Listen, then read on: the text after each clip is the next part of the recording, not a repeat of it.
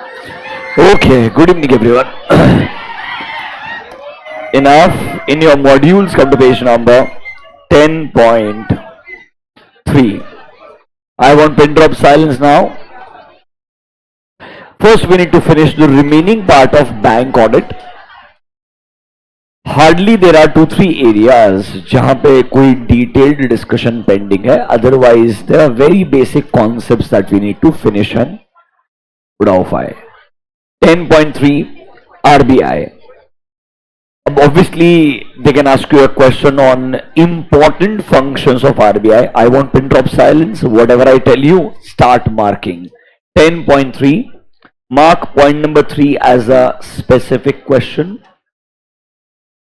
Mark point number 3 as a specific question. Let's discuss for a while. So, RBI is a regulator for banks. So, in India, if you want to start your banking operations, आपको compulsorily RBI से licence लेना पड़ता है. उसके अलावा आपके पास में option नहीं है. RBI का मेजर फंक्शन होता है ऑब्वियसली करेंसी को इशू करना, रेगुलेट करना how the currencies are issued within the country also. RBI is a banker for the government, that is central government and state government. And आपने सुना होगा RBI is friend, philosopher and guide for all commercial banks. So basically commercial banks को direction देने का काम RBI का है. Commercial bank को अगर पैसा बोरो करना होता है तो आरबीआई के पास जाएगा. इन सिंपल टर्म्स आरबीआई हमारे कंट्री के पूरे बैंकिंग इंडस्ट्री को रेगुलेट करने के लिए रिस्पॉन्सिबल है. इसमें बैंकिंग इंडस्ट्री के साथ साथ में एनबीएफसी भी आता है, that is called as non banking financial corporation. NBFC को भी अपना सर्टिफिकेट ऑफ रजिस्ट्रेशन आरबीआई से ही ऑब्टेन करना होता है. तो what are the major functions? Sir, currency issue करना, उसे रेगुलेट करना, फिर सेंट्रल गवर्नमेंट के रिगार्डिंग बैंकिंग नीड्स को फुलफिल करना एंड ओवरऑल आपके कंट्री के बैंकिंग सिस्टम को बराबर से मैनेज करना, मेंटेन करना is the job of RBI. Can you see point number 4? No bank can commence their business of banking without obtaining licence from RBI. तो obviously RBI से licence लिए बिना ऑप्शन नहीं होता है. So can we say RBI is the apex institution और highest possible authority जो हमारे कंट्री के बैंकिंग पूरे फ्रंट को सुपरवाइज करता है, रेगुलेट करता है. They are responsible for development and supervision of entire country's financial system. Have you heard of a policy called as monetary policy? दो पॉलिसी होते हैं, एक होता है फिस्कल पॉलिसी, एक होता है मॉनेटरी पॉलिसी.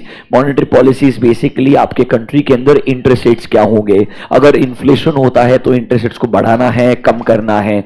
आपके कंट्री के reserve ratios like SLR, CRR वो हमने बढ़ाने चाहिए, कम करने चाहिए. Basically monetary policy helps you कि आपके कंट्री का मनी सप्लाई बढ़ाना है या कम करना है. वो मॉनेटरी पॉलिसी बनाने का जिम्मेदारी आरबीआई का होता है. This is like an introduction about RBI. यहां पर फंक्शंस को इंपॉर्टेंट मार्क कर लेना. एक बार जब नया सिलेबस आया था तो पहले एग्जाम में उन्होंने फंक्शंस ऑफ आरबीआई पूछ लिया था. That is almost 4-5 years back. I am not talking about this syllabus.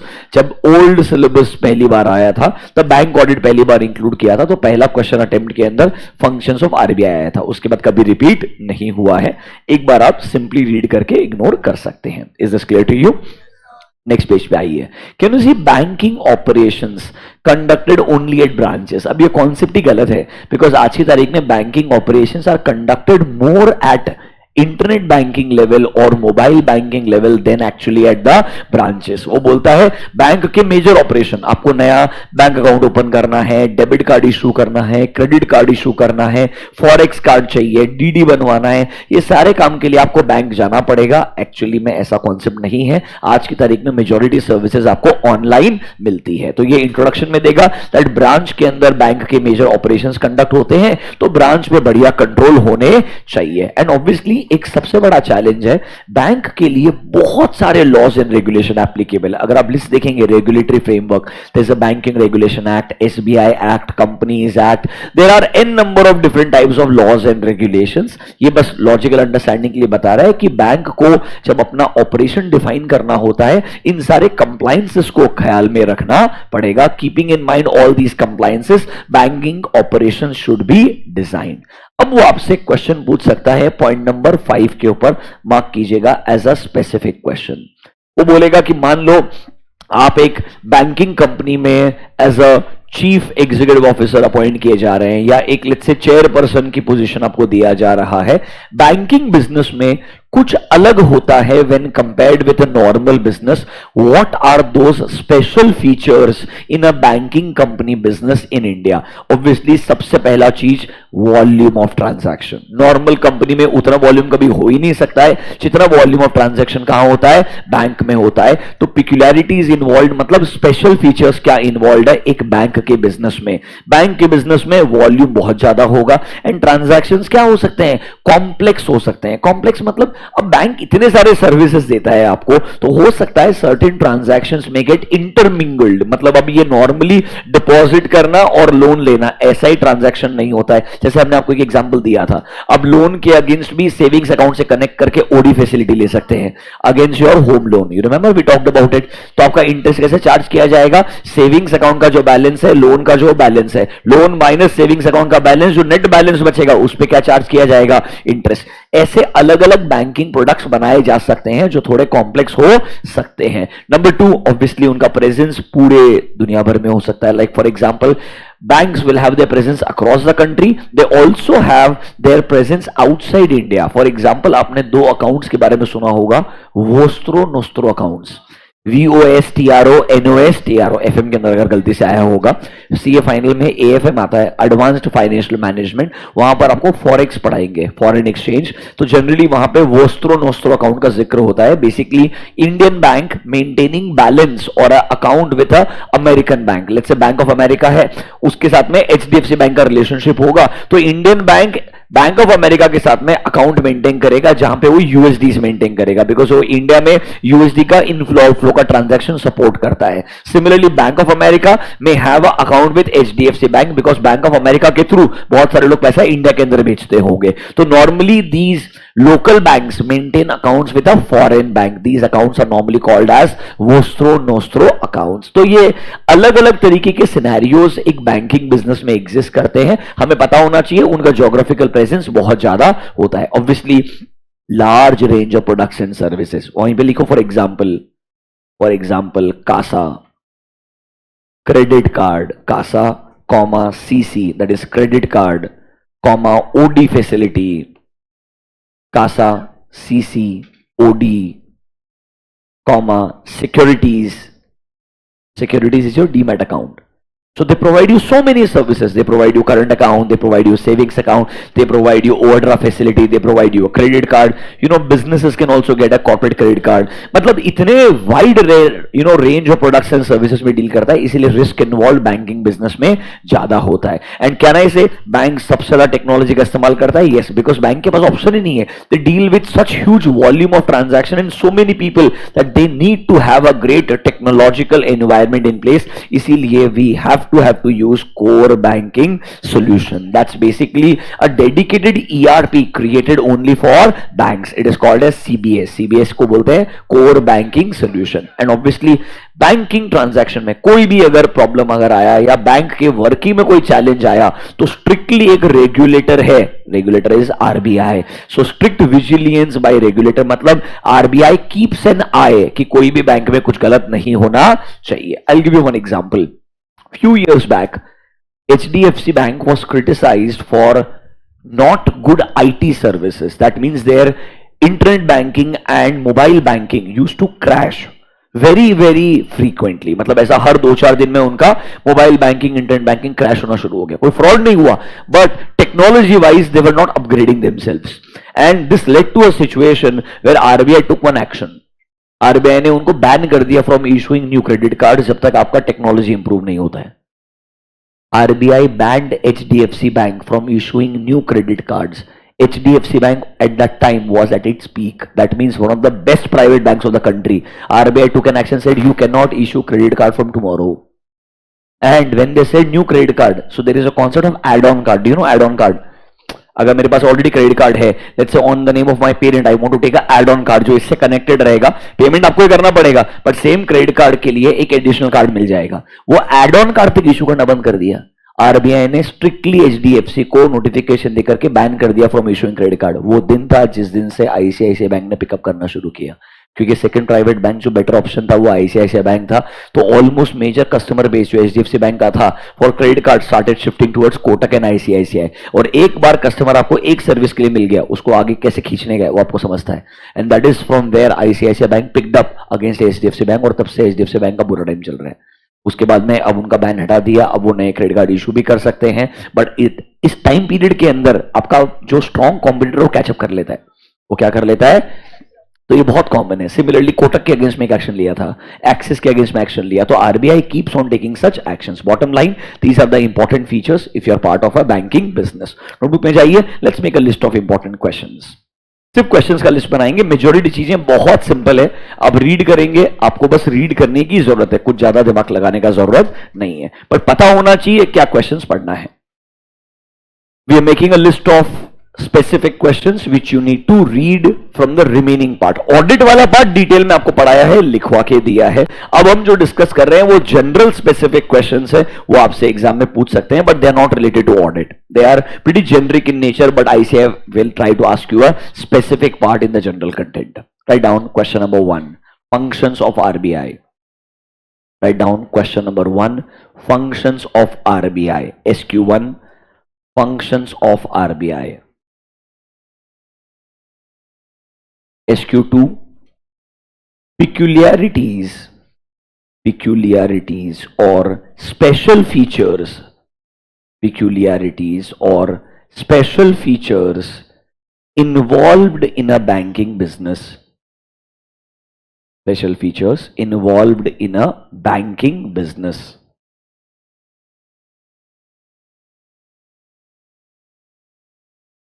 Next, कल आई थिंक ये लिखवा दिया था, types of different reports to be issued by the bank. Statutory auditor को बैंक को क्या क्या अलग अलग टाइप के रिपोर्ट देने होते हैं, ये कल हमने आपको पढ़ाया था लास्ट के अंदर, ये डिस्कशन हो गया था, राइट। चलिए आगे आइए, पेज नंबर 10.6। बहुत बेसिक सा पार्ट बाकी है, जो कोर पार्ट खत्म हो चुका है। ऑनेस्टली फॉर्मेलिटी के लिए बस 2-4 ऐसा चीज है जो डिस्कस करना है, बस बता रहे हैं। आगे देखिए क्या बोलेगा। अब ऑब्वियसली बैंक के अंदर कंट्रोल्स बहुत इंपॉर्टेंट है, तो बैंक का कंट्रोल एनवायरनमेंट भी इंपॉर्टेंट आएगा। अब याद करो, internal controls in banking company तो सबसे कोर पार्ट है, बिना कंट्रोल टेस्टिंग के अमाउंट टेस्टिंग हो ही नहीं पाएगा। तो एक एग्जांपल दे रहा है कि भाई जब हम बैंक के कंट्रोल्स को समझने का ट्राई करेंगे तो जनरली बैंक में किस किस चीज के लिए कंट्रोल लगाया जाता है। It's like an example of controls. क्या बैंक में बढ़िया सेग्रीगेशन ऑफ ड्यूटी होगा? हाँ, बैक ऑफिस अलग होगा, फ्रंट ऑफिस अलग रहेगा। फिर नेक्स्ट, कैन आई से there will be verification and approval requirement for all important transaction। फिर लिमिट सेट किए जाएंगे, limit is your CC limit, OD limit रहेगा आपका।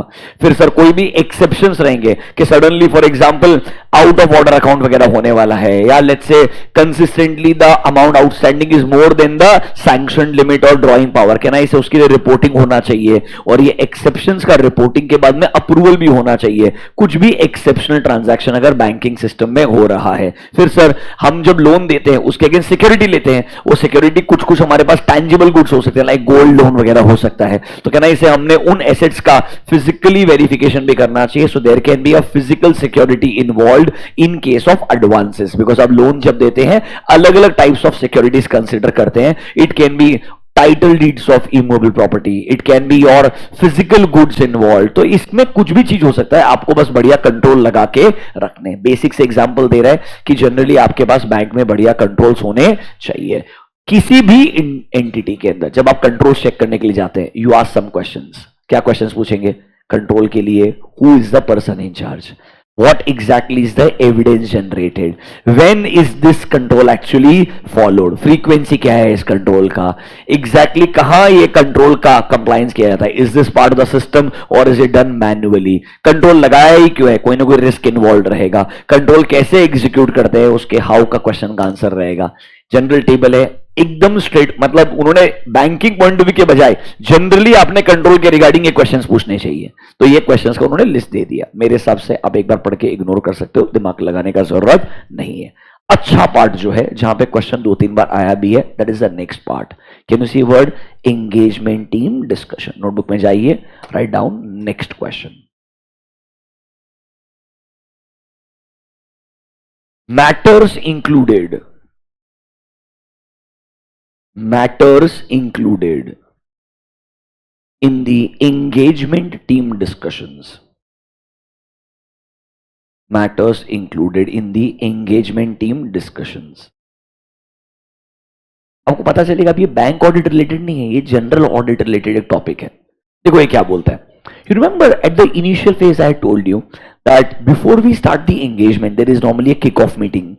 Partner, senior manager will try to make all the other team members aware कि इस business में कहां कहां रिस्क होता है, which areas are highly susceptible to material misstatements, किन किन लोगों से आपको केयरफुली डील करना पड़ेगा, इस तरीके के मीटिंग्स होते हैं। तो बेसिकली वो बोलता है पूरे ऑडिट के दौरान, ऑडिट शुरू करने से पहले, during the course of audit, audit finalisation, आपने एंगेजमेंट टीम के सब लोगों के साथ में कुछ इंपॉर्टेंट मैटर्स को डिस्कस करना चाहिए। अब क्या मैटर डिस्कस करोगे उसकी लिस्ट है, और अगर डिस्कशन किया तो फायदा क्या होगा उसके ऊपर 2 पॉइंट लिख करके दिया है। तो ऑब्वियसली इस एंगेजमेंट टीम डिस्कशन में आपका engagement partner, other senior managers and जो भी अलग एक्सपीरियंस टीम मेंबर्स है सब इन्वॉल्व किए जाएंगे। ऑब्वियसली जूनियर्स भी आएंगे, बट इसके अंदर मेजर आपका एक्सपीरियंस शेयरिंग होगा। The partner and the senior manager will share from their point of view कहां कहां पे गलतियां मिलने का चांस ज्यादा है, हमारा प्रीवियस एक्सपीरियंस के हिसाब से कहां कहां नॉर्मली गलतियां होती ही है, बैंक में किस तरीके के फ्रॉड्स हो सकते हैं, वो फ्रॉड्स के एग्जांपल्स देने का आपको ट्राई करेंगे। सर बैंक के अंदर ऐसे कौन से एसेट्स हैं which are highly susceptible to material misstatements बताएंगे। फिर सर कौन से ऐसे कंट्रोल्स है जहां पे हमें लगता है वीकनेसेस था, शायद इनको आगे आने वाले साल में इंप्रूव करना चाहिए था। याद करो आज ही एक एग्जांपल दिया था, तेरा मैनुअल कंट्रोल जो हमने बोला था ऑटोमेट कर देना चाहिए, पर आपने अभी तक उसे ऑटोमेट नहीं किया, अभी तक वो मैनुअल कंट्रोल है। तो इस तरीके के कुछ डिस्कशंस एंगेजमेंट टीम के साथ में होने चाहिए, और ये डिस्कशंस को प्रॉपर्ली क्या करना चाहिए, डॉक्यूमेंट करना चाहिए। आइए कुछ ऐसे, अब ये बैंक ऑडिट रिलेटेड नहीं है, it's like a general audit. कभी भी किसी भी कंपनी का ऑडिट करोगे ऐसा एंगेजमेंट टीम मेंबर का डिस्कशन होगा ही होगा। आइए पेज नंबर 10.7 देखो क्या बोलता है। All people who are performing the engagement, including the experts, generally they are called as engagement team. And हम चाहते हैं ये एंगेजमेंट टीम ने प्रॉपर सारे मैटर्स का, देखो engagement team should hold discussion, इससे उन्हें बैंक का बिजनेस बेहतर समझेगा, इंटरनल कंट्रोल बेहतर समझेंगे, वो लोग वो एरियाज ढूंढ पाएंगे जिन एरिया में रॉम ज्यादा हो सकता है। इसके लिए उन्होंने क्या करना चाहिए, प्रॉपर एंगेजमेंट टीम के सारे मेंबर्स के साथ में डिस्कशंस करने चाहिए, एंड ये डिस्कशंस को क्या करना चाहिए, प्रॉपरली डॉक्यूमेंट करना चाहिए। इंट्रोडक्शन है ये। अब डिस्कशन में क्या मैटर्स आएंगे वो इंपॉर्टेंट है। नीचे देखिए एक लिस्ट ऑफ मैटर्स दिया है। पहला वाला, ऐसा एरर्स जिनका एक्चुअली में होने का चांस बहुत ज्यादा है कि ये गलतियां ऐसी हो सकती है, या कुछ ऐसे एरर्स जो आपको प्रायर ईयर्स में मिले होंगे। चलिए नोटबुक में जाइए, ये लिस्ट बना लेते हैं फटाफट से। आपने हेडिंग लिखा होगा क्या, matters included in the engagement team discussion. Write down bullet point number 1। सिर्फ एग्जांपल लिखाऊंगा मैटर्स के। ऑब्वियसली एंगेजमेंट टीम ने डिस्कशन करना चाहिए, डॉक्यूमेंट करना चाहिए, इससे उनको फायदा मिलेगा, वो बढ़िया है। पर क्या मैटर डिस्कशन होंगे, this can be a 4 mark question. Number 1, errors that are most likely to occur, errors that are most likely to occur. Number 2, errors identified in previous years, errors identified in previous years. Number 3, a need to maintain professional skepticism, a need to maintain professional skepticism throughout the audit, a need to maintain professional skepticism throughout the audit. Number 4, audit responses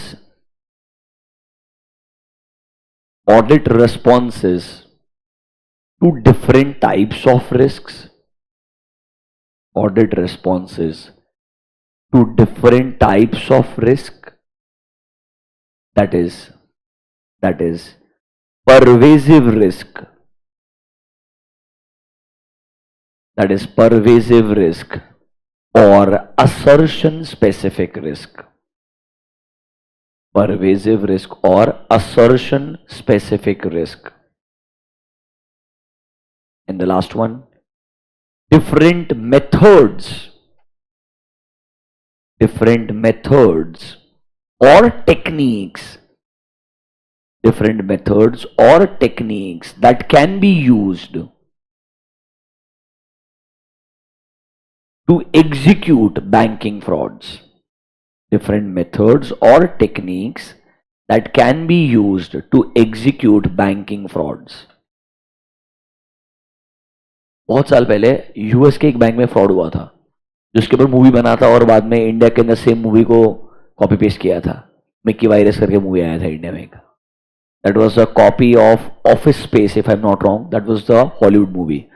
and office और office space, हाँ कुछ ऐसा office नाम था शायद. But fraud का technique मजेदार था. क्या टेक्निक था?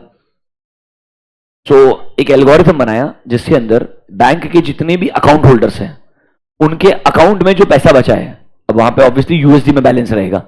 आपका लेट्स से बैलेंस है $10,000, $10,080 डॉट सम सेंट्स.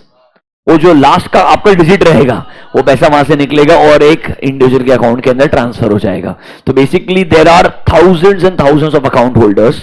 उनके अकाउंट के अंदर जो आखिरी के 5 पैसे, 2 पैसे, 3 पैसे बचे, वो राउंडिंग ऑफ करेगा, वो पैसा बाहर निकालेगा और एक रेस्पेक्टिव अकाउंट में ट्रांसफर करेगा. So it's an algorithm through which all banking accounts जिनके अंदर भी आखिरी में 5 पैसा, 7 पैसा, 3 पैसा बचेगा, वो निकलेगा और एक अकाउंट में क्या होते जाएगा, इकट्ठा होते जाएगा. बट ऑब्वियसली ये ट्रांजैक्शंस हजारों बार रिपीट होते जाएंगे. तो नॉर्मली ये someone who is part of the bank, they only can execute such frauds. So ideally आपके पास इतने बढ़िया कंट्रोल्स होने चाहिए कि ऐसे अलग अलग फ्रॉड्स अगर किए जा रहे हैं आपके ऑर्गेनाइजेशन में तो उन्हें इंस्पेक्ट करने के लिए आपको मैकेनिज्म ढूंढना पड़ेगा. अच्छा तरीका था. Just found. बात नहीं. आपने वो ZZZ मैंने बोला था एक दिन, किसी ने पढ़ा था क्या? आई थिंक बैरी मिनको नाम था उसका. हाँ बैरी मिनको, ऐसा अजीब गरीब नाम रहते हैं यार. He is helping the US government now how to detect other category of frauds. ZZZ मैंने बोला था ना.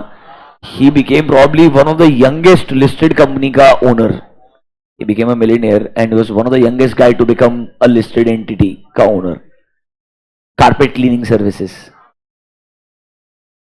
कोई बात नहीं. उसके अंदर भी ना पूरी स्टोरी का क्रक्स मजेदार है. वो पूरा फ्रॉड पकड़ा क्यों गया मालूम है क्या? उसने भी सेम ऐसे काम किया था. बेसिकली क्या करने का, वहां पे कारपेट क्लीनिंग के लिए लोग पेमेंट क्रेडिट कार्ड से करते हैं. तो once you save your credit card detail, you don't give it again and again.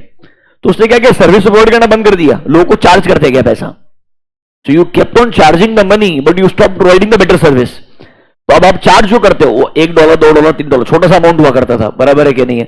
कोई तो एक इंसान वो पैसा पकड़ के बैठ गया कि मेरे बैंक स्टेटमेंट में ये डेबिट करते रहता है, मेरे क्रेडिट कार्ड से पैसा जाते रहता है, मेरे को सर्विस मिलता नहीं है. This is one type of fraud. तो उसने बैंक के पास गया, बैंक से नेक्स्ट लेवल ऑफ अथॉरिटी के पास गया, कंपनी को कंप्लेन किया, बाद में उसके ऊपर एक विसल ब्लो हुआ, तो फिर पता चला कि एक्चुअली पूरी एंटिटी फ्रॉड थी. It is the biggest Ponzi scheme ever. Ponzi scheme का क्रिएटर था Barry Minkow, if I am not wrong. ZZZ company.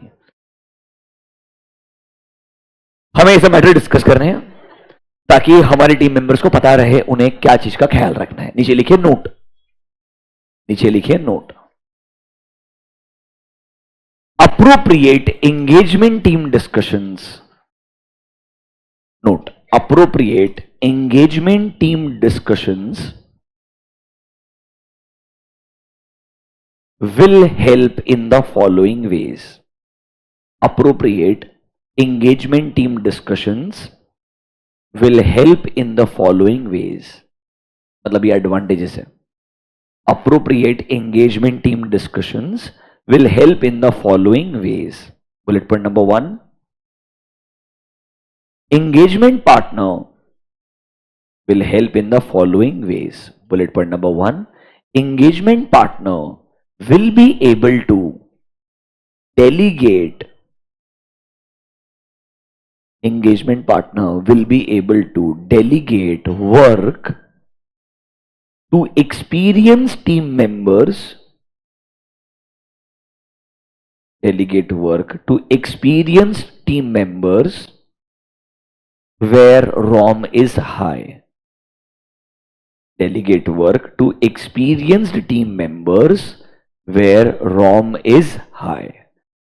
मतलब जहां पे रिस्क ज्यादा रहेगा, अगर आप डिस्कशन करके ढूंढ लेंगे that these are the high risk areas, तो पार्टनर को पता रहेगा ना थोड़े एक्सपीरियंस स्टाफ को इस एरिया में एलोकेट करना चाहिए, क्योंकि उस एरिया में अगर गलती होने का चांस ज्यादा है, एक्सपीरियंस स्टाफ शायद ज्यादा इफेक्टिव रहेगा, वो गलतियों को अच्छे से ढूंढ भी पाएगा, इससे हमारा ओवरऑल ऑडिट रिस्क क्या हो जाएगा, कम हो जाएगा। And bullet point number 2, it will help the engagement team, it will help the engagement team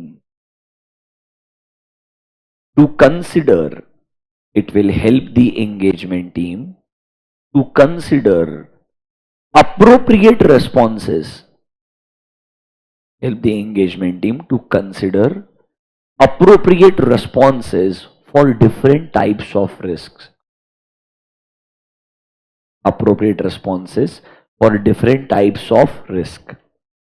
अब ऊपर आप सारे रिस्क के बारे में डिस्कशन करोगे तो सही तरीके से रेस्पॉन्ड भी कर पाओगे, इसीलिए बोलते हैं एंगेजमेंट टीम में सब लोगों को इन्वॉल्व करके डिस्कशंस करने चाहिए, ताकि may be at article level you come across a certain complex transaction, you inform your supervisor and then the respective senior manager और a manager can take the right decision कि यहां पे शायद हमने एक स्पेशलिस्ट का हेल्प लेना चाहिए या एक एक्सपीरियंस टीम मेंबर को काम एलोकेट करना चाहिए। इससे आपका ओवरऑल ऑडिट क्वालिटी बेहतर होता है, ऑडिट समय पे कंप्लीट होता है and most importantly audit risk क्या होता है, कम होता है। तो ये एक एडवांटेज है अगर आप बराबर से एंगेजमेंट टीम के लोगों के साथ में regularly time to time discussion करते रहेंगे। आपको बस वो मैटर्स आने चाहिए, नोट वाला बात तो फॉर्मेलिटी के लिए, गलती से कोई 1 मार्क के लिए आएगा, वो सिचुएशन देगा, ये फायदा होने वाला है, फायदा है कि नहीं है, 1 मार्क के लिए आंसर देना पड़ेगा, फिर वो मैटर लिखने पड़ेंगे 3 या 4, वो दोनों को क्लब करके केस स्टडी बेस्ड क्वेश्चन बना सकता है। Okay great, next page number 10.8,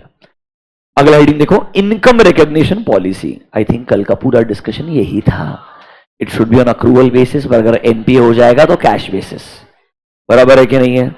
तो income from NPA is not recognized on accrual but it is booked as a income only when it is actually received. ठीक बात है, खत्म हो गया। अगला heading, form and content of financial statement. क्या balance sheet and PNL जो हमारा शेड्यूल 3 का फॉर्मेट है वो फॉलो किया जाता है फॉर अ बैंकिंग बिजनेस? नहीं, बैंकिंग रेगुलेशन एक्ट के अंदर सेपरेट फॉर्मेट दिया है for the balance sheet and PNL of a banking company, वो फॉर्मेट फॉलो करते हैं। आपको फॉर्मेट दिखाया भी है क्या? नहीं, एचडीएफसी का सबसे पहले हमने फाइनेंशियल स्टेटमेंट देखा था पहले दिन ही, नहीं तो ऐसे बोलते जिंदगी में जैसा।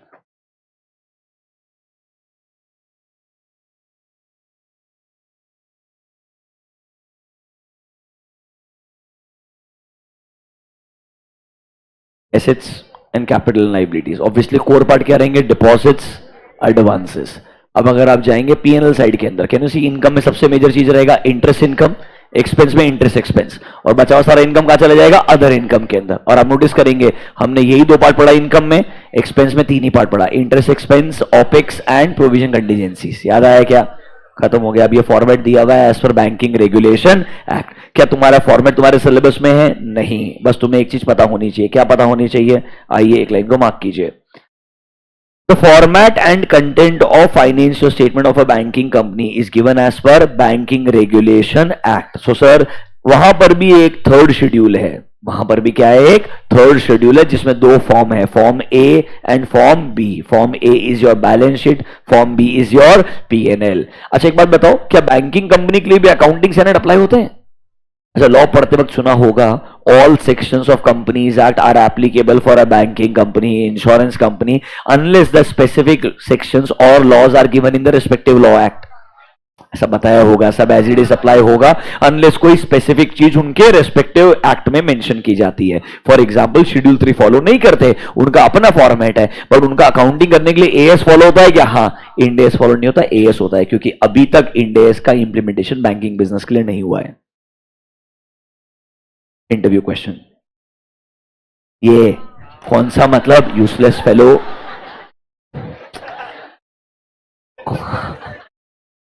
क्या तुम्हें लगता है काम की चीज मैंने उछल के बतानी चाहिए ऐसा? Ind AS is still not applicable for a banking business, expected है 2025 ऑनवर्ड्स फेज वाइज इंप्लीमेंटेशन किया जाएगा। उस पर भी आर्ग्यूमेंट हो रहा है। अभी के लिए बैंकिंग कंपनीज क्या अप्लाई करते हैं? एएस। अब ऑब्वियसली एएस कंप्लाई करेंगे तो लॉ में कहां से आता है? Section 133। 133 is your accounting standards.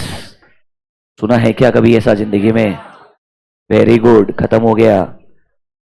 अगला हेडिंग, अरे तो उसमें कुछ है नहीं, ये जनरल नॉलेज के लिए कंटेंट लिखा हुआ है, तुमने पढ़ना चाहिए, नॉवल रीडिंग जैसे है ये। अगला ऑडिट ऑफ अकाउंट्स। सर अब बैंकिंग कंपनी फाइनेंशियल स्टेटमेंट बनाएगा तो ऑडिट कराना पड़ेगा क्या? हाँ, किससे ऑडिट करवाएगा? एक वर्ड को मार्क कीजिएगा, from a person who is duly qualified under the law. Obviously same section 139 and 141 apply होता है। अरे 141 इज एलिजिबिलिटी, क्वालिफिकेशन, डिस्क्वालिफिकेशन। तो बैंकिंग कंपनी का ऑडिट भी कौन करेगा? A chartered accountant. अब यहां पे ऑब्वियसली इंडिविजुअल बोलने के लिए होता है, बट इंडिविजुअल को एक्चुअली अपॉइंट नहीं किया जाता है, it will be a firm. And remember, जो पीएसयू बैंक्स होते हैं, पीएसयू बैंक्स में अभी भी सीबीएस इतना स्ट्रांग नहीं हुआ है, कोर बैंकिंग सॉल्यूशन, कि ब्रांच का ऑडिट ना करवाना पड़े। तो आरबीआई अभी भी क्या बोलता है? पीएसयूज के लिए ब्रांचेस के ऑडिट करवाने पड़ेंगे, फिर सेंट्रल स्टैट्यूटरी ऑडिटर को अपॉइंट करना पड़ेगा। एंड पीएसयू बैंक्स में रिस्क इन्वॉल्व ज्यादा है, इसीलिए हम चाहते हैं कंपल्सरीली जॉइंट ऑडिटर होने चाहिए। सुनिए, जॉइंट ऑडिटर बैंक्स में, पीएसयू बैंक्स में बाय चॉइस नहीं होते हैं, वहां पे joint audit because of RBI होते हैं। आरबीआई ये भी स्पेसिफाई करता है कितने जॉइंट ऑडिटर अपॉइंट करना है। आरबीआई के अप्रूवल के बिना मेरे को, तो sir in simple terms joint audit का रिक्वायरमेंट भी आरबीआई लेके आता है, ये चॉइस की वजह से नहीं होता है। It's basically RBI as a regulator tells that SBI needs these many auditors. Punjab National Bank will need these many auditors. Even for private banks, but because private bank में क्या होता है, core banking solution is strong. आपको मैं दोनों का reports में difference भी समझाऊंगा. We'll spend 5 to 7 minutes. We'll look at the report of SBI. We'll look at the report of HDFC Bank और आपको दोनों में difference समझेगा. HDFC, ICICI कोई सा भी ले लेंगे. दोनों के report में gap ही आपको यही समझेगा कि उनके केस में core banking solution is completely centralized. In case of PSUs अभी तक complete centralized power system में नहीं है, अभी भी वो decentralized है, इसीलिए branches का audit करने का requirement अभी भी exist करता है। But sir यहाँ पे तो simple बात बोला है, Banking Regulation Act बोलता है the one who is qualified to do the audit of a company under Companies Act, वही qualified होगा for doing the audit of a banking company. Nothing else. Is this clear to you? मतलब यहां पे कुछ अलग नहीं है, जो आपने क्वालिफिकेशन 141 में पढ़ा सेम अप्लाई होता है। आगे देखिए, सेम हेडिंग मिलेगा, दिख रहा है क्या? Eligibility, qualification and disqualification, it is same as that is applicable for a company auditor. बाजू में लिखो section 141। Section 141 talks about eligibility, qualification, disqualification. जब आप लॉ पढ़ेंगे रिवाइज कर लीजिएगा। Is this clear to you? नीचे आइए, अपॉइंटमेंट ऑफ ऑडिटर। अब अगर आप बात करेंगे प्राइवेट बैंक्स एंड ऑल, तो ऑब्वियसली एजीएम के अंदर मेंबर्स ऑडिटर को अपॉइंट करते हैं, बट इनडायरेक्टली हर एक ऑडिटर का अप्रूवल जो है ये होने के बाद में आरबीआई के थ्रू लिया जाता है। रादर प्राइवेट बैंक्स में भी जो कंपनी के नए सीईओज वगैरह अपॉइंट किए जाते हैं, उन सब के लिए भी आरबीआई का अप्रूवल कंपलसरी होता है। RBI is a very strict regulator when it comes to a banking business. तो sir normally auditor of a banking company is appointed, mark the word, at annual general meeting. Nationalise bank के case में BOD को power दिया है, but remember उसका approval किससे लगना चाहिए? आरबीआई से मिलना चाहिए। आरआरबी के केस में भी बैंक को पावर दिया है, बट रिमेंबर वहां सेंट्रल गवर्नमेंट का अप्रूवल भी चाहिए होता है। पॉइंट नंबर सी को मार्क कर लेना बस, दैट इज डिफरेंट, क्योंकि आरआरबी के केस में गवर्नमेंट के पास कंट्रोल रखा है। Other than that normally the bank will consider the recommendation, they will make the appointment and it is always approved by RBI. Is this clear to you? क्योंकि SBI one of the biggest PSU banks है, तो SBI is more like government audit. SBI is more like a government audit. तो याद है क्या, government audit के case में power CAG के पास चले जाता है। एंड याद है क्या, CAG in case of a company will appoint the auditor. तो एसबीआई का ऑडिट जो है वो चार्टर्ड अकाउंटेंट्स ही करते हैं, सीएजी उनका अपॉइंटमेंट करता है। बट जब एसबीआई का रिपोर्ट आप देखेंगे, it is addressed to the president of India, because याद है क्या, सीएजी ने इंश्योर करना चाहिए audit report should be addressed to the central government के लिए द प्रेसिडेंट, स्टेट गवर्नमेंट के लिए रेस्पेक्टिव गवर्नर्स, यूनियन टेरिटरी के लिए respective administrators, because SBI is one of the biggest PSUs and obviously government का control सबसे ज्यादा है वहां पे। इट्स एज गुड एज आपने गवर्नमेंट ऑडिट किया है, इसलिए वो रिपोर्ट किसको जाता है? प्रेसिडेंट को जाता है। अदरवाइज नॉर्मल बैंकिंग ऑडिट के रिपोर्ट जो है मेंबर्स को ही जाते हैं। ओके, बस नॉलेज के लिए बताया आपको, मेजॉरिटी चीजें as it is companies act से आती है। अगला heading remuneration of the auditor, same section 142, जो अपॉइंट करेगा वही रेम्यूनरेशन डिसाइड करेगा। मार्क कीजिएगा section 142 of companies act. In case of nationalized banks it should be fixed by, mark the word, RBI in consultation with central government, because obviously central government is the owner in case of nationalized banks. अरे nationalised bank मतलब क्या ना, इसे major control किसके पास में है, state government या central government के पास में, तो उनका कंसल्टेशन जरूरी होगा। बाकी केस में मेंबर्स ही जो रेकमेंड करने वाले हैं, अपॉइंट करने वाले हैं 142 में, मेंबर्स ही उनका रेम्यूनरेशन डिसाइड करेंगे। Power of auditor will they be same as section 143? Yes, कोई डिफरेंस नहीं है। नेक्स्ट ऑडिटर रिपोर्ट, इसे मार्क कीजिएगा इंपॉर्टेंट, इसे मार्क कीजिएगा इंपॉर्टेंट। Will spend 2-3 minutes. पहले आपको ये कंटेंट पढ़ाने से पहले let me show you the audit reports. बच्चों ये तुम्हारे अंडरस्टैंडिंग के लिए पूरा डिस्कशन कर रहा हूं। मेरे को बहुत आसान था बोलना कि तुम पढ़ लेना, why should I teach you about functions of RBI? No one will actually devote time, but I know that you will not be feel, तुमको फीलिंग ही नहीं आएगा बैठ के पढ़ने के लिए। तो जब मैं ये डिस्कशन कर रहा हूं, क्योंकि ये बहुत स्ट्रेट फॉरवर्ड है और आप लॉजिकली एक बार सुन के समझ सकते हो, बिकॉज अब आप लिटरली इंटरमीडिएट खत्म कर चुके हो पढ़ाई के टर्म्स में, तो आपका एटलीस्ट वो मैच्योरिटी लेवल है, ये मेरा अजम्पशन है। तो आपसे डिस्कशन भी वैसा ही होना चाहिए, थोड़ा डिस्कशन में उसी तरीके से पार्टिसिपेट करो। For 5 to 10 minutes I want print of silence and I want some logical thought process, अगर पॉसिबल है तो। SBI, look at the audit report. The independent auditors report is going to whom sir? The president of India. क्या ना ऐसे format, नया वाला format ही लग रहा है क्या? तो सर एक क्वेश्चन दिमाग में आएगा, पीएसयू का ऑडिट करूं, प्राइवेट बैंक का ऑडिट करूं, ऑडिट रिपोर्ट का format is as per SAs, audit report का फॉर्मेट इज एज पर, थोड़ा बहुत चेंज आ सकता है, कुछ एडिशनल चीजें आएगी, बिकॉज याद करो रिपोर्ट के अंदर भी बोलते हैं ना, इफ लॉ के हिसाब से रिक्वायरमेंट आया, the report on other legal and regulatory requirement, थोड़ा बदलाव लेके आना पड़ता है। और ऑब्वियसली गवर्नमेंट ऑडिट के केस में एसबीआई का audit is as good as government entity का ऑडिट करना। इस केस में सीएजी के इंस्ट्रक्शंस काम में आते हैं। एसबीआई के केस में जैसे फॉर एग्जांपल कुछ चीजें बहुत इंपॉर्टेंट है, रीड द फर्स्ट पैराग्राफ, सिर्फ नॉलेज के लिए डिस्कशन कर रहे हैं। We have audited the financial statement of SBI which comprises blah blah blah. Can you see it includes returns for the year ended as on that date, central offices, 17 local head offices, इतने entities है, 5719 Indian branches audited by respective statutory branch auditors, 34 foreign branches audited by respective local auditor, section 143 subsection 8 branch audit। अरे सबसे dangerous, there are more than 19,825 Indian branches which have not been subjected to audit. These unaudited branches account for overall advances. अभी bank में 4 important चीजें, advances, deposits, interest income, interest expense. तो ये quantify करके बता रहा है इतने ब्रांचेस जो हमने ऑडिट नहीं किए उसमें एडवांसेस का कंपोनेंट कितना है, 25% है, डिपॉजिट का कंपोनेंट कितना, ऑलमोस्ट 40% है, 21% of my interest income, 37% of my interest expense. क्यों इनका ऑडिट नहीं किया? क्योंकि अभी एसबीआई में भी कोर बैंकिंग सोल्यूशन थोड़ा बहुत तो है ही है ना यार, ऐसा थोड़ी है कि कोर बैंकिंग सोल्यूशन जीरो है। हाँ, जो सबसे इंपॉर्टेंट ब्रांचेस रहेंगे, अब ये 19,000 ब्रांच मिला के इतना होता है, मतलब इंडिविजुअल लेवल पे कितना छोटा छोटा अमाउंट रहेगा मटेरियलिटी टर्म्स के अंदर, but there are so many branches, ये प्रैक्टिकली इंपॉसिबल है कि सारे ब्रांचेस का आप कलेक्टिवली स्टैट्यूटरी ऑडिट करवाएं। मतलब सोचिए सच अ बिग, अच्छा ये डिसीजन ऑडिट खुद नहीं लेता है, आरबीआई गाइडलाइंस देता है। आपको आरबीआई का अप्रूवल लगता है कि हम ये ब्रांचेस हमारे सबसे इमटेरियल कंसीडर कर रहे हैं, only if approved by RBI then only they can leave it. I will tell you something very interesting. Randomly एक दिन जब ये आपका ऑडिट रिपोर्ट जब खत्म होगा ना लास्ट में, you will see lot of people who have signed, इसमें जॉइंट ऑडिटर रहेंगे तो बहुत सारे लोग दिखेंगे। आयरनी इज, इन लोगों के बारे में अगर आप लिंक्डइन पे जाके कुछ ढूंढेंगे, इंसान मिलेगा, नाम मिलेगा, फर्म का नाम मिलेगा और कुछ नहीं मिलेगा, not even the picture, not even the picture. मतलब आधे से ज्यादा लोगों का आपको लिंक्डइन पे फोटो भी नहीं मिलेगा, मतलब वो प्रोफाइल फॉर्मेलिटी के लिए एग्जिस्ट करता है। I am trying to say honestly, there is a joke which starts with my generation. There is a gap. The joke is there is one side of the public which is responsible. They just have a LinkedIn account. That's it.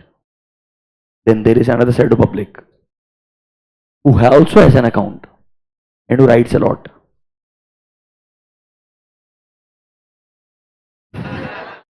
नहीं समझ में आया? इससे direct बोलना थोड़ा मुश्किल हो जाएगा।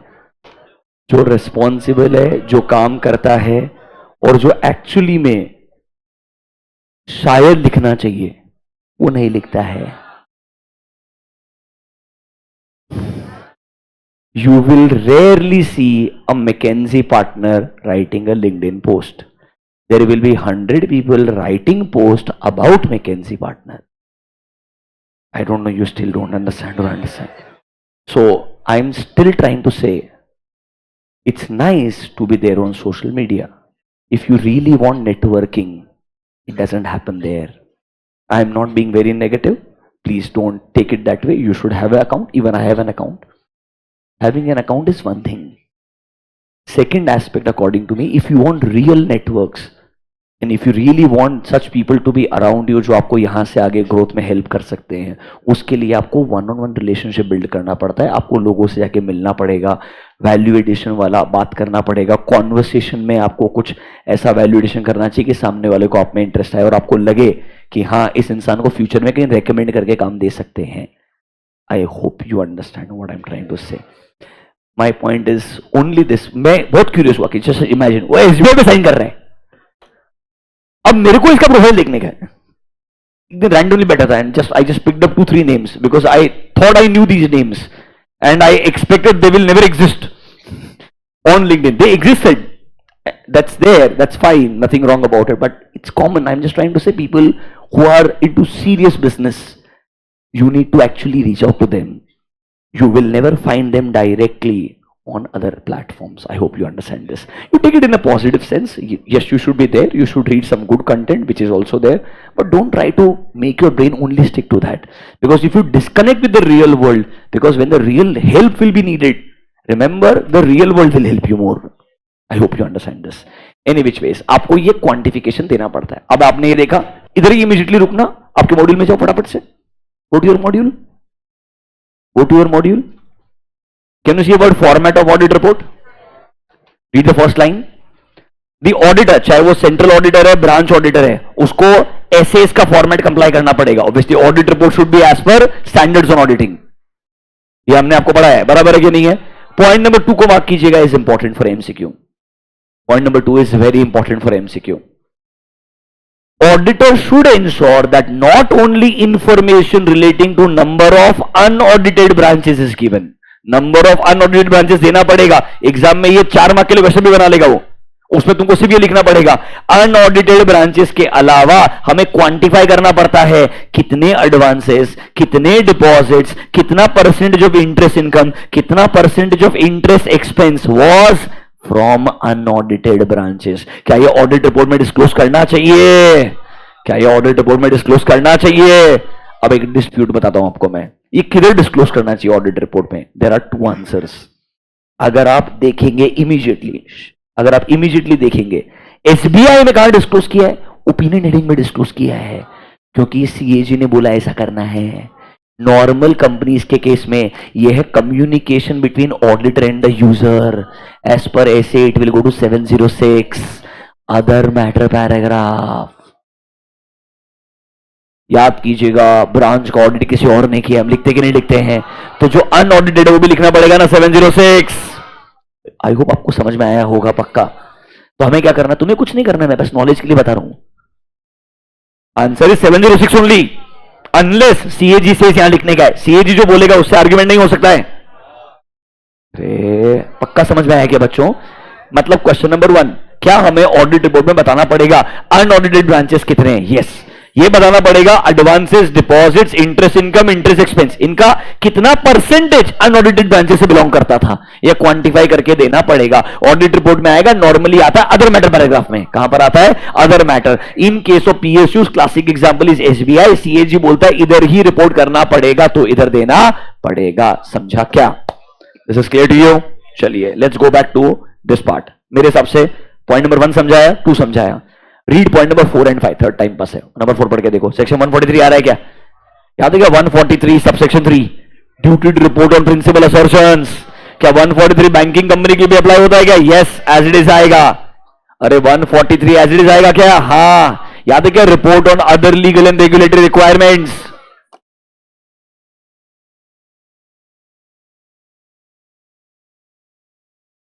आईसीआईसीआई बैंक ऑडिट रिपोर्ट सुनो, अरे मजा आएगा, दिमाग लगाओ।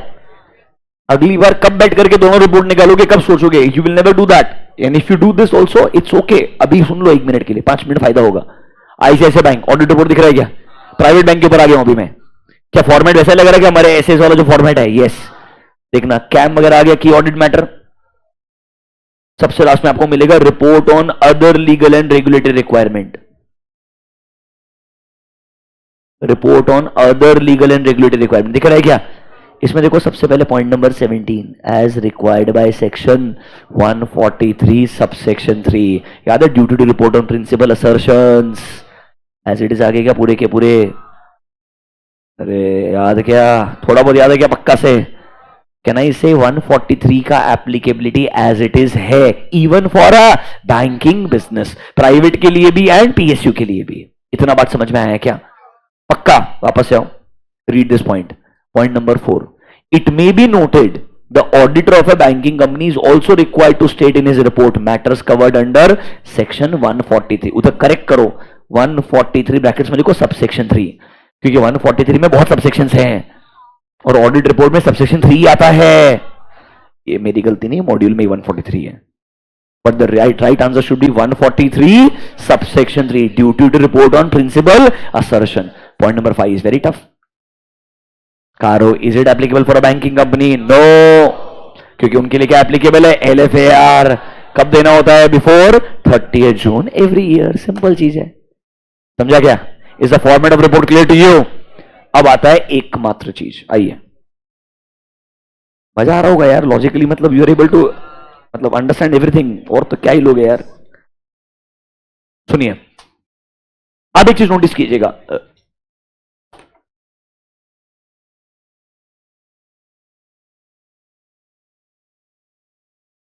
Report on other legal and regulatory requirement, इसमें 143 वाला डिस्कशन हो गया, कुछ और एडिशनल चीजें भी आती है। Now this is a requirement of not companies act, banking regulation act.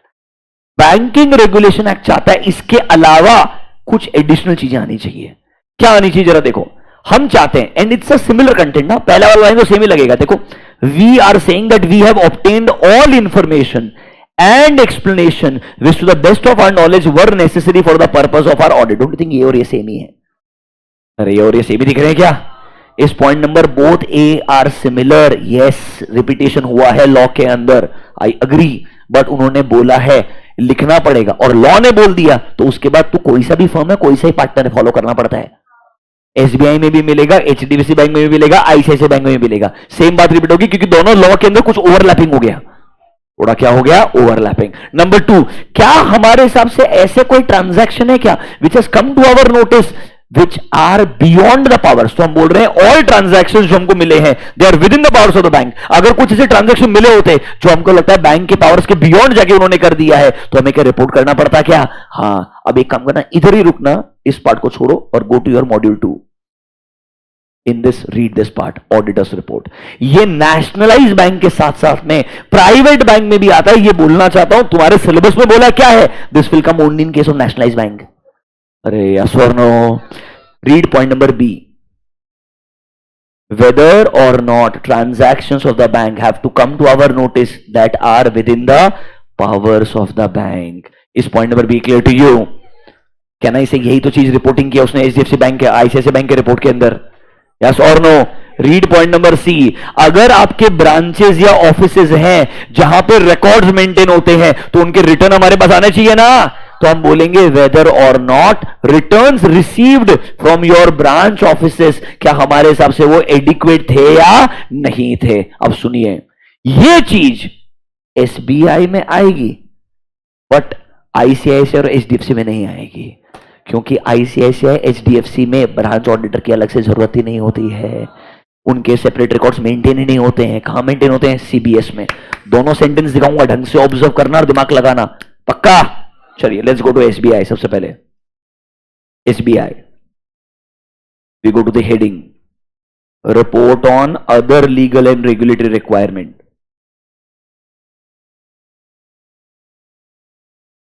These are the 4 points. We have obtained all the information and explanation to the best of our knowledge. कोई ऐसा transaction नहीं मिला है जो उनके powers के beyond है. Can you see number C? The returns received from the offices and branches have been found adequate. मिला क्या थर्ड पॉइंट आपको यहां पे? बराबर है कि नहीं है? पॉइंट नंबर सी पढ़ो जरा. रीड ओनली पॉइंट नंबर सी.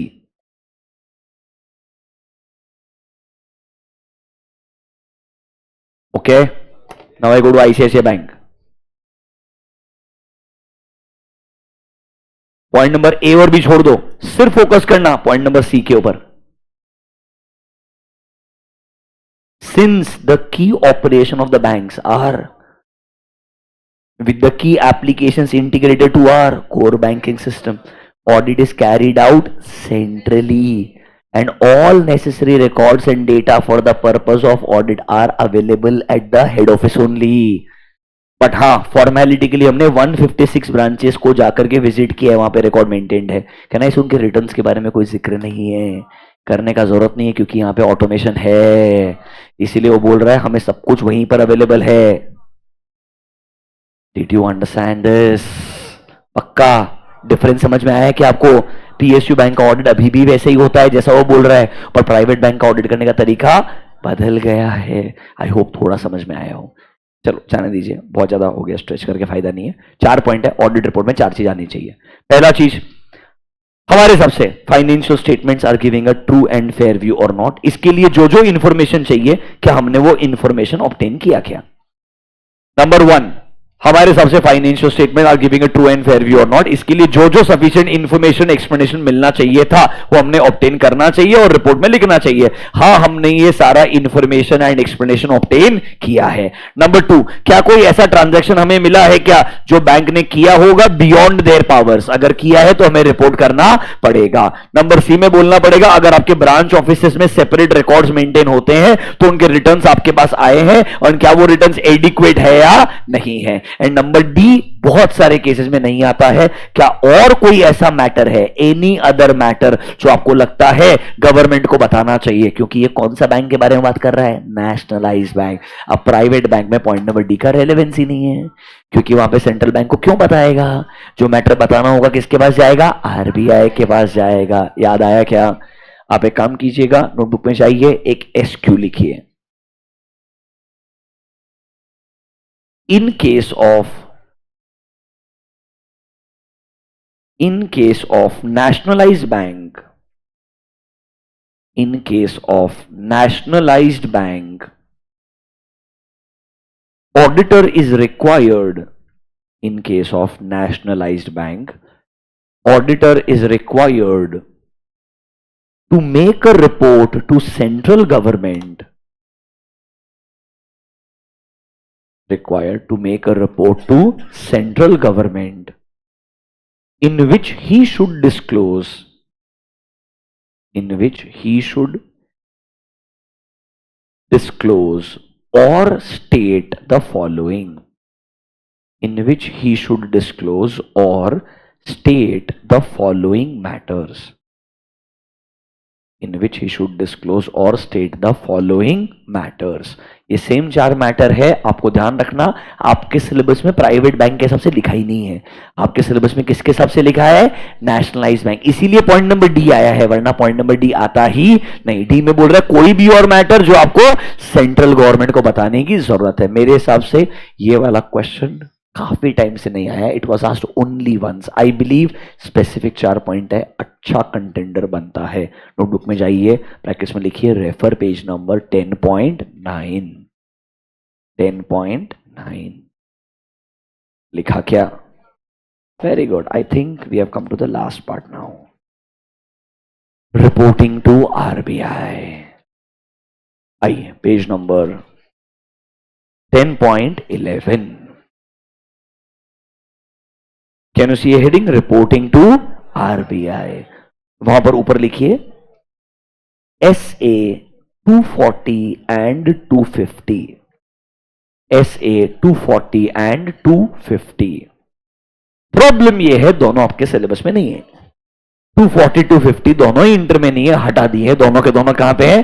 फाइनल में. तो बस 5 मिनट स्पेंड कर लेते हैं और जो मैं बोलता हूं वो सुन लीजिए, खत्म हो जाएगा. टाइम पास वाला चीज है. सुनिए, जनरली हमें अगर फ्रॉड मिलते हैं तो याद है क्या लॉ बोलता है रिपोर्ट करना पड़ेगा if the amount involve is 1 crore और मोर, याद आया क्या? सब बढ़िया है। आरबीआई बोलता है वो सब अच्छा है। बैंकिंग बिजनेस के लिए it's not just statutory auditor. RBI बोलता है तुम इंटरनल ऑडिटर है, वो बोलता है कंपनीज एक्ट को साइड में रखो। बैंकिंग कंपनी के लिए I don't care you are a internal auditor और you are a external auditor, you are any professional जो बैंक के लिए ऑडिट कर रहा है, चाहे कॉन्करेंट ऑडिटर हो, ब्रांच ऑडिटर हो, कोई फर्क नहीं पड़ता है। अगर आपको लगता है बैंक में किसी ना किसी तरीके का फ्रॉड हो रहा है या गलत तरीके से ट्रांजैक्शन किए जा रहे हैं तो ये आपका ड्यूटी बनता है, आपने इसे आरबीआई को रिपोर्ट करना चाहिए। अगर आप रिपोर्ट नहीं करेंगे तो हम मानेंगे you are part of the fraud. अरे बराबर है कि नहीं है? कहना इसे यहां पे कंपनीज एक्ट के बियॉन्ड जाके रेगुलेटर ने बोला है does not matter whether you are a branch auditor, whether you are a central statutory auditor, whether you are a internal auditor, whether you are a concurrent auditor, any type of auditor you might be, किसी branch में या at a completely bank के overall level पे किसी भी तरीके का fraud अगर है तो आपका ड्यूटी बनता है, आपने आरबीआई को इन्फॉर्म करना चाहिए। आपने बैंक के मैनेजमेंट को तो बताना ही चाहिए, साथ साथ में किसको बताना पड़ेगा? आरबीआई को। अब यहां पे एक डाउट आता है क्योंकि आपको फ्रॉड के लिए रिस्पॉन्सिबिलिटी दे दिया तो अब डर जाओगे क्या मुझे हर ट्रांजैक्शन चेक करना पड़ेगा? इंपॉसिबल है, बैंक में आप सब ट्रांजैक्शन चेक ही नहीं कर सकते हो। कहना इसे इनहेरेंट लिमिटेशन का पॉइंट लेके आ रहा है। इसका मतलब ये नहीं है आपको हर एक ट्रांजैक्शन डिटेल में चेक करने की जरूरत है। आप ध्यान रखना, आप अपना नॉर्मल ऑडिट करना, बट नॉर्मल ऑडिट के दौरान ऐसा कुछ मिले तो आपका ड्यूटी बनता है, आपने रिपोर्ट करना चाहिए। आइए पढ़िए मेरे साथ में, एक पैराग्राफ लिख के दिया है, आरबीआई ने एक सर्कुलर दिया है जिसमें ऐसा लिख के दिया है, एनी अकाउंटिंग प्रोफेशनल चाहे इंटरनल है एक्सटर्नल ऑडिटर है, जब वो ऑडिट कर रहा है कुछ भी ससेप्टेबल मिलता है जो लगता है फ्रॉड हो सकता है या सर कोई एक्ट ऑफ एक्सेस पावर कि इंसान अपने पावर का गलत इस्तेमाल कर रहा है, और you smell any foul play that means there can be any manipulation. Foul play is basically something unethical, something that is wrong किसी भी ट्रांजैक्शन में। I hope you know the biggest possible story. CEO of ICICI bank miss Chanda Kochhar, she was removed from that position. Why? Because a loan was granted by ICICI Bank to an entity that is owned by her husband. She was the intern with ICICI Bank and they say one of the best possible leader in the banking industry what India had ever seen. She reached the top. That means literally was the CEO for ICICI Bank when ICICI Bank was the second best private bank. And ICICI Bank का stock from 500 rupees came down to 220 to 30 rupees, which is currently trading at $1,000. Only because of one news that bank ने बिना controls को exercise किए bank के एक leader के relative को loan दे दिया when they knew the credit worthiness was not appropriate. She was asked to voluntarily retire. You know what that means? You don't know the story. कोई बात नहीं। दुनिया का सबसे नोटोरियस बैंक मालूम है जो सबसे ज्यादा फ्रॉड करता है और हर बार बच जाता है? तुम जोक्स, दुनिया दुनिया is beyond India. First rule, read about HSBC bank. They are the most notorious bank in the world. मतलब वो गिल्टी पाए गए, उन्होंने एक्सेप्ट भी किया, फाइन दिया और नेक्स्ट डे से नया शुरुआत किया। HSBC had a branch, hear me out, HSBC had a branch जिसके अंदर ड्रग कार्टल का कैश डिपॉजिट होता था, millions and millions of dollar. I repeat, cash deposit. और उन्होंने कभी उस ब्रांच को फ्लैग नहीं किया। समझ जाओ उसका मतलब क्या है। That means everyone knew that this is happening. Just imagine, cash bag भर के आता था, सूटकेस भर के आता था, और ऐसे कंट्री के अंदर जहां पे dollar was not the normal currency and they used to accept USD as the deposit currency. कोई बात नहीं, जाने दो। When you get time read about it. HSBC is mafia of the banks. मतलब जिसने जो मन में वो किया, उसने बोला अल्टीमेटली क्या होगा, बैंक को बचाने के लिए गवर्नमेंट को आना पड़ेगा। If I fall government falls. दूसरा चीज, बैंक को अल्टीमेटली पेनल्टी चार्ज करेंगे, ऐसा ही तो देना है। I hope you understand this. How does that even matter? तो जाने दीजिए। आई hope you understand this. RBI तो एटलीस्ट विजिलेंट है, वो बोलता है किसी भी तरीके का फ्रॉड हो अपने ये मैटर को रेफर करना चाहिए किसको, रेगुलेटर को। अगर डेलिबरेट मतलब जानबूझ के आपने गलती किया, will you B liable for the action? Yes. क्या ना इसे फ्रॉड के रिगार्डिंग आरबीआई का क्लियर सर्क्यूलर है। अब यही चीज को सपोर्ट करने के लिए पॉइंट नंबर 3 लिखा है। पॉइंट नंबर 3 में ऐसे 240 आ जाता है। मैं मानता हूं सिलेबस में नहीं है, 2 मिनट पढ़ लीजिए। 240 बोलता है ऑडिटर जब ऑडिट कंडक्ट करता है वो रिस्पॉन्सिबल है कि उसने रीजनेबल एश्योरेंस ऑब्टेन करना चाहिए। वापस 200 वाली कहानी, whether financial statement as a whole are free from material mistake, but remember auditor is not expected to look into each and every transaction. Therefore auditor अपना नॉर्मल ड्यूटी परफॉर्म करते वक्त अगर तब उसे कोई गलती मिले तो ये मैटर वो आरबीआई को भी इन्फॉर्म करेगा एंड एमडी चेयरमैन या जो बैंक के इंपॉर्टेंट पर्सन है उनको तो इन्फॉर्म करना ही पड़ेगा। बेसिकली इनहेरेंट लिमिटेशन का तड़का लगा रहा है कि आप ध्यान रखना आप फ्रॉड के लिए रिस्पॉन्सिबल है, बट आपकी कुछ क्या है, इनहेरेंट लिमिटेशंस होती है। इसका मतलब ये नहीं है आप सारे ट्रांजैक्शन को डिटेल में चेक कर पाएंगे। इस point number 3 clear to you? तो फ्रॉड को उन्होंने डिफाइन कर दिया, उनके हिसाब से रिस्पॉन्सिबिलिटी सब लोगों की है। ध्यान रखना इसमें वर्ड है इंटरनल और एक्सटर्नल ऑडिट, मतलब सब लोग आ जाएंगे इसके अंदर। Branch auditor, central statutory auditor, concurrent auditor, internal auditor, कुछ नहीं छोड़ रहा है। जो भी ऑडिटर है उसका ड्यूटी बनता है आरबीआई को बताने का। Is this clear to you? Point number 1 के अंदर ये जो बॉक्स मैंने मार्क किया है उसको इंपॉर्टेंट मार्क कर लेना, एमसीक्यू में आ सकता है। This can be asked in MCQ. Best part है आईसीआई ने 250 को लिखा है 250, मतलब auditor should consider the provisions of SA 250। Okay, वो तो है ही नहीं मेरे सिलेबस में, तो अज्यूम कर लो तुमने कंसिडर कर लिया। एक लाइन में बोलता हूं, 250 बोलता है consideration of laws and regulation. Auditor का ड्यूटी बनता है बिजनेस के लिए जो जो एप्लीकेबल लॉज एंड रेगुलेशंस है कंप्लाई करने चाहिए। कोई भी नॉन कंप्लायंस है रिपोर्ट करना पड़ेगा। लॉ के नॉन कंप्लायंस में मटेरियलिटी नहीं आती है अनलेस लॉ खुद बोलता है मटेरियलिटी है। आई रिपीट, 250 बोलता है consideration of laws and regulation. Business को 50 लॉ एप्लीकेबल हो सकते हैं, मेरे को कंप्लायंस देखने पड़ेंगे। हाँ, जब 250 डिटेल में पढ़ाएंगे फाइनल में तो लॉस के भी कैटेगरी आएंगे, बट जनरली मान के चलो फाइनेंशियल स्टेटमेंट रिलेटेड जितने भी लॉज है उनका कंप्लायंस होना चाहिए। कोई भी नॉन कंप्लायंस है I will report in my audit report. Is this clear to you? ये कौन बोलता है? ऐसे 250 बोलता है। Is this reporting to RBI clear to you? ये रिपोर्टिंग ऑफ बाजू में लिख लो फ्रॉड है, बस एक बड़ी याद लिख लेना, reporting of fraud to RBI. Reporting to RBI मतलब क्या रिपोर्ट करेंगे? फ्रॉड को रिपोर्ट करेंगे। समझा क्या? That's it. आइए फिर आप वो कंडक्टिंग एंड ऑडिट, याद है स्टार्टिंग में आपको सारे एसेस की लिस्ट पढ़ाई थी पूरी की पूरी। इसमें मैंने कुछ तो बोला था, पेज नंबर 10.13 कैन यू सी एक heading understanding the risk management process.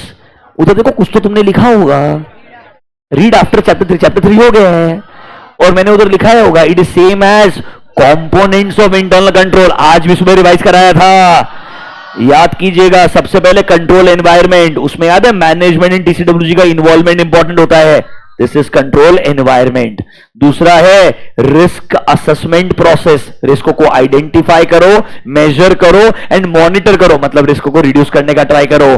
Third, risk को क्या लगाओगे? Control activities. फिर कंट्रोल लगाने के बाद में उन्हें मॉनिटर किया जाएगा। एंड याद है क्या लास्ट वन मैंने बोला था? Information communication nowadays is called as information system. Same पांचों पॉइंट जो कोसो फ्रेमवर्क के हैं, कंपोनेंट्स के हैं, एज इट इज लिखे हुए हैं। Is this clear to you? पूछना होगा तो बैंक ऑडिट में नहीं, चैप्टर 3 में पूछेगा। चैप्टर 3 में हर चीज को डिटेल में लिखवाया है विथ रिस्पेक्टिव नोट्स। उसके लिए चैप्टर 3 में कभी जाना जब समय मिले। Okay, audit strategy, audit plan, audit planning memoranda, materiality. सिर्फ हेडिंग देखो, गोइंग कंसर्न मतलब ऐसे 570, फ्रॉड रिस्क मतलब ऐसे 240। घबराओ मत, सिलेबस में नहीं है, क्या कर रहोगे, कुछ कर ही नहीं सकते, है ही नहीं, छोड़ दो, टेंशन मत लो। नेक्स्ट, स्पेसिफिक रिस्क मतलब ब्रैकेट्स में लिखो assertion related risk. Specific risk मतलब assertion related risk. Example, advance का रिस्क अलग रहेगा, डिपॉजिट का रिस्क अलग रहेगा। अरे एडवांस में रिस्क अलग रहेगा, कैन आई से specific is for specific account balance, specific class of transaction, specific disclosure. ये सब की फॉर एग्जांपल एडवांस का क्लासिफिकेशन गलत कर दोगे, आरबीआई ने बोला ना क्लासिफिकेशन कैसे करना है, तो कहना है ये रिस्क है specific to advances. So these are your specific risk. क्या कुछ काम बैंक आउटसोर्स कर सकता है? हाँ, क्लासिक एग्जांपल देता हूं, you know core banking solution, CBS सुना आप लोगों ने? सीबीएस बैंक खुद तो बनाता नहीं है, सीबीएस के लिए किसके पास जाता है? आईटी कंपनी के पास जाता है। तो ये सीबीएस बनाएगा कौन? IT company. इंप्लीमेंट करके यूज कौन करेगा? Banking company. तो कहना इसे इसका मेंटेनेंस एंड आउटसोर्सिंग का काम किसको दिया हुआ है? आईटी कंपनी को दिया हुआ है। तो ऐसे आउटसोर्स किए हुए एक्टिविटीज देखने चाहिए अपने ढंग से। हाँ, आज ही एक ऐसे पढ़ाया, कोई तो नाम है 330, नाम देखो जरा, responses to the assessed risk. सुना है क्या कभी जिंदगी में? पक्का। अगला हेडिंग देखो, can you see word stress testing. बोला मैंने आपको, बैंक में आपको आपके एडवांसेस के अराउंड एक स्ट्रेस टेस्टिंग करते रहना चाहिए कि कौन सा एडवांस स्टैंडर्ड से निकल करके एनपीए में जा सकता है। बोला था एक अकाउंट में अगर गलती से होम लोन के अंदर डिफॉल्ट नहीं हुआ है, कार लोन में डिफॉल्ट हो गया है, तो आप लेंडर वाइज जाना, ना कि फैसिलिटी वाइज, क्योंकि आपको रिस्क है अगर कार लोन का पेमेंट करने में गलती हो रहा है तो होम लोन में भी गलती होगा। कहना इसे ये सिस्टम के स्ट्रेस टेस्टिंग में कवर होना चाहिए और आपने दोनों को क्लासिफाई करना चाहिए as NPA, not just your car loan. याद आया क्या? फिर आपको बताया था स्विट्जरलैंड में एक कमिटी है, बेसिल कमिटी, एक वर्ड को मार्क कर लीजिएगा, BECIL committee on banking supervision. It's a global regulatory framework.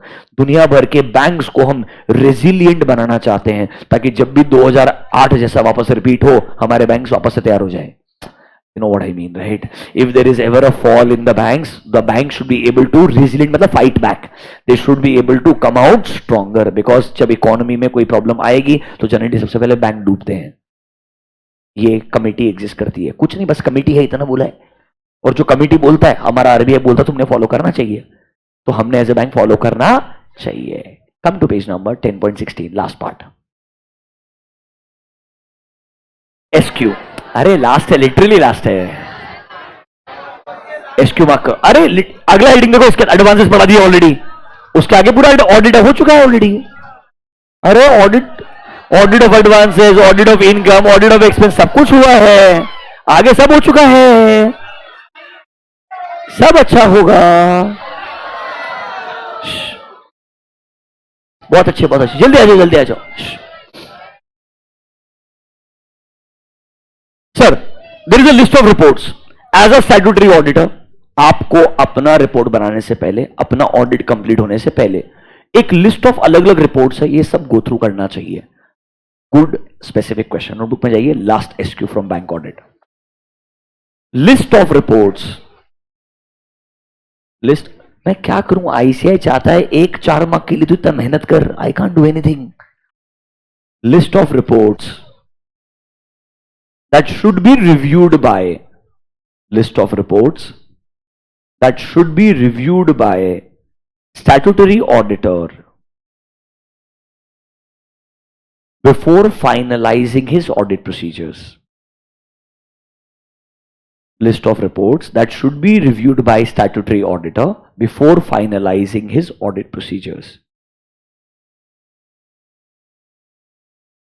Obviously पहले तो आप प्रीवियस ईयर का ऑडिट रिपोर्ट गो थ्रू करोगे, फिर बैंक का खुद का इंटरनल इंस्पेक्शन रिपोर्ट हो सकता है।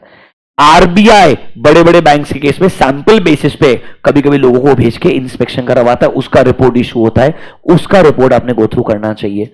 बैंक में अगर खुद का कॉन्करेंट ऑडिट है, बोला था ब्रांचेस के लिए मंथली बेसिस पे कॉन्करेंट ऑडिट होना चाहिए, या बैंक के अंदर लेट्स से एचडीएफसी बैंक वगैरह है तो कॉन्करेंट ऑडिट नहीं होता है, इंटरनल ऑडिट होता है, उसका रिपोर्ट आपने गो थ्रू करना चाहिए।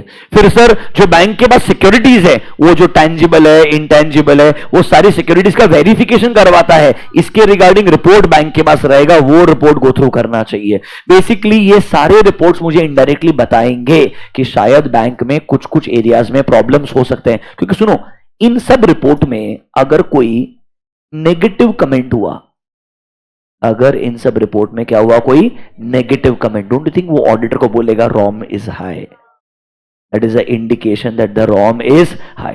कोई भी नेगेटिव या एडवर्स कमेंट यहां मिल गया तो हमें लगेगा रॉम उस एरिया में ज्यादा है। एक और रिपोर्ट होता है, नंबर जी में देखिए, मैनेजर्स हैंडिंग ओवर रिपोर्ट। अगर आपने सुना होगा, बैंक्स के केस में पहले ये बहुत कॉमन था, एक ब्रांच मैनेजर छोड़ के जा रहा है, नया ब्रांच मैनेजर उसका जगह ले रहा है, तो वो पूरा अपना सिचुएशन हैंड ओवर करके कि फॉर एग्जांपल मेरे टेन्योर के दौरान करंटली कौन कौन से क्रिटिकल अकाउंट्स है जो आउट ऑफ ऑर्डर हो सकते हैं, कौन कौन से ऐसे लोग हैं जिनके अंदर हमको लगता है रिस्क इन्वॉल्व ज्यादा है, वो प्रॉपर अपना हैंड ओवर करके एक फॉर्मेट रहता है आरबीआई के द्वारा, उसमें सारा डिटेल्स भर के नए मैनेजर को सबमिट करता है। जनरली उस हैंड ओवर के अंदर कुछ कुछ जो नेगेटिव ब्रांच मैनेजर को पता होगा जो भी शिफ्ट होके जा रहा है वो लिख देता है वहां पे, तो उस रिपोर्ट से हमें पता चल सकता है इस ब्रांच के अंदर कुछ ऐसे ट्रांजैक्शंस है क्या, कुछ ऐसे क्लाइंट्स है क्या जहां पर मे बी स्ट्रेस एग्जिस्ट कर सकता है, तो उसके लिए आपने वो सारे रिपोर्ट्स गो थ्रू करने चाहिए। इस रिपोर्ट से आपको पता चलेगा कैन देयर बी एरियाज जहां पे ROM can be high. Is this clear to you? According to me, this marks the end of our discussion on bank audit. सुनिए, देखो यार, बैंक ऑडिट में सबसे बड़ा चैलेंज बच्चों इंटर लेवल पे ये है, आपको अकाउंट्स में पढ़ाया नहीं है, ऑडिट के सिलेबस में है, वेटेज भी बहुत कम है, बट स्टिल वी इंश्योर्ड और ट्राई किया कि एटलीस्ट थोड़ा आपको जितना अंडरस्टैंडिंग दे सके उतना बढ़िया है। मेरा आपसे एक रिक्वेस्ट है, जितनी चीजें मैंने आपको एज अ एसक्यू मार्क करवाई है एंड जितना मैंने आपको ऑडिट वाला पार्ट नोटबुक में लिखवाया है, आप बैंक ऑडिट में उतना ही पढ़े। इस चैप्टर पे ज्यादा समय इन्वेस्ट करके कुछ अच्छा आरओआई आने वाला नहीं है एग्जाम के हिसाब से। Do not waste lot of your time. Is this clear to you? Now for next 10 minutes, first of all, online public kindly stay there. Recorded students, this lecture is over. Bank audit is over. Thank you.